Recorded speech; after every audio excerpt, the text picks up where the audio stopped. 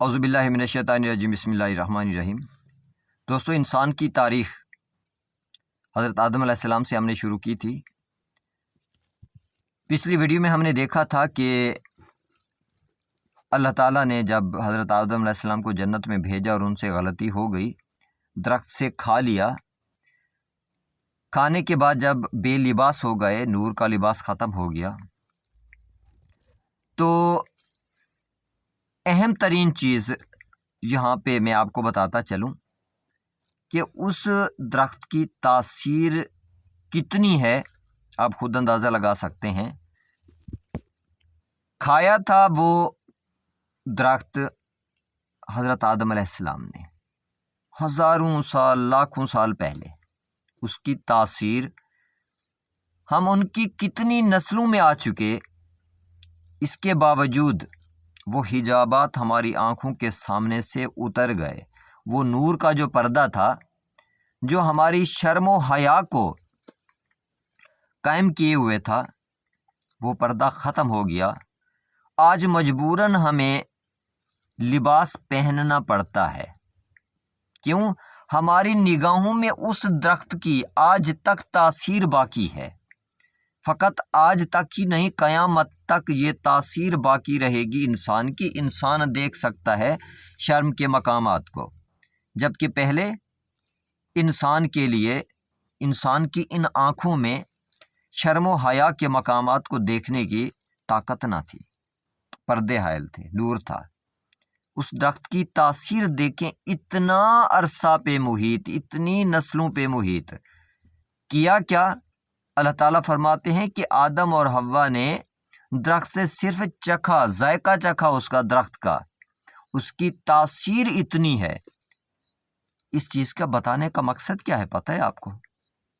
دیکھو، اللہ تعالیٰ بتانا چاہتے ہیں کہ جنت کی نعمات جو ہیں، ان کی لذت کتنی شدید ہوگی اور ان کی تاثیر کتنی ہوگی۔ آپ خود اس چیز سے اندازہ لگا سکتے ہیں۔ جو چیز ہم کھاتے ہیں، جب تک ہمارے منہ میں ہے، اس کی تاثیر، اس کی لذت ہم فیل کر رہے ہوتے ہیں۔ جیسے ہی نگلا انوالنٹیئر سسٹم کی طرف گیا، تو آپ جانتے ہیں کیا ہوتا ہے۔ پھر ہمیں نہ ذائقے کا پتہ ہوتا ہے، نہ اس کی تاثیر کی سمجھ ہوتی ہے۔ جبکہ جنت کے ایک درخت کا ذائقہ چکھنے کی تاثیر قیامت تک جتنی نسلیں آئی ہیں، آئیں گی، سب میں یہ چیز موجود ہے کہ ہماری آنکھیں جو ہیں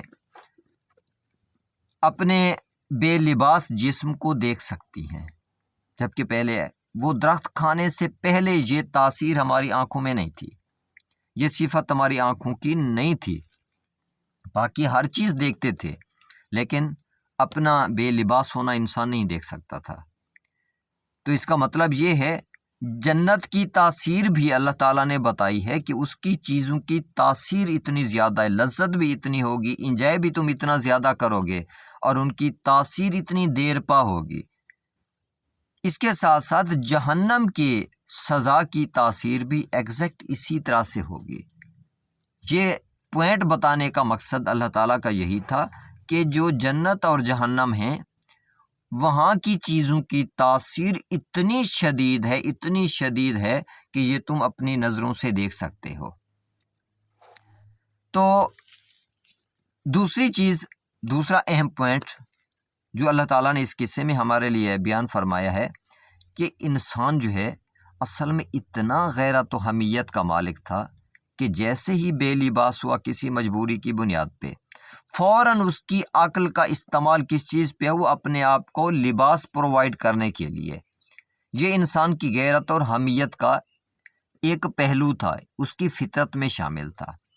اس کے بعد انسان نے کیا کیا؟ رونا شروع کر دیا۔ کیوں؟ میرے پالنے والے، مجھ سے غلطی ہو گئی، اگر تو نے مجھے معاف نہ کیا تو میں خسارہ پانے والوں میں سے ہو جاؤں گا۔ یعنی انسان کی فطرت میں خسارے سے بچنا رکھ دیا اس ذات نے۔ انسان کی فطرت میں ندامت رکھ دی کہ اپنی غلطی کا احساس ہو انسان کو۔ یعنی یہ کتنی پاکیزہ ترین صفات اللہ تعالیٰ نے عطا کی ہیں۔ عقل جیسی، شعور جیسی نعمت، غیرت اور حمیت جیسی نعمت، शर्म व हया जैसी नेमत, निदामत जैसी नेमत। तो इतना ज़्यादा गैरत व हमियत वाला इंसान जो एक छोटी सी गलती पे कि दरख्त के पास चला गया और उस दरख्त से खा लिया जिससे अल्लाह ताला ने मना फरमाया था, सारी ज़िंदगी रोते गुजर गई और वापस अपने अल्लाह की बारगाह में पलट गए। इसी एक गलती पे हम उन्हीं की औलाद हैं। हमारी फितरत में अल्लाह ताला ने वही सिफ़ात रखी हैं, लेकिन हम गलती पे गलती करते हैं, गुनाह पे गुनाह करते हैं, लेकिन हम नादिम क्यों नहीं होते? पता है, एक्चुअली हम आदी हो गए हैं। हमारी आदत ने फितरत को पीछे छोड़ दिया, हमने फितरत को रौंद डाला। जो पाकीज़ा सिफ़ात अल्लाह ताला ने हमारी फितरत में रखी थी, उनको हमारी आदत ने मुसलसल गलत काम कर कर के हमने उनको रौंद डाला, उनको सर नहीं उठाने दिया। तो इसलिए कोशिश किया करें, खुदा ना खास्ता कोई गुनाह हो जाता है, दोबारा वो रिपीट ना हो आपसे। हमें कोशिश करनी चाहिए, कोई भी गलती होती है उससे सबक सीखना है, उसको पहचानना है जो उस गलती का सबब बना है। इसका मतलब है वो हमारा दुश्मन है। उसको पहचानना है जो हमें वरगलाता है, उसको पहचानना है जो हमें खुदा की तरफ बुलाता है, जो हमें नुकसान से बचाता है, जो हमारी शर्म हया का ख्याल रखने वाला है, जो हमारी इज्जतों का ख्याल रखने वाला है। हमने उसको पहचानना है। तो ये किस्सा जो है ये इसी तरह से चलता रहेगा। चैनल को सब्सक्राइब कर लें, बेल आइकन को प्रेस कर लें ताकि मेरी आने वाली वीडियोस आप तक पहुंचती रहें। दुआ गो हूँ, अल्लाह ताला की अमान में रहें। अल्लाह हाफिज़।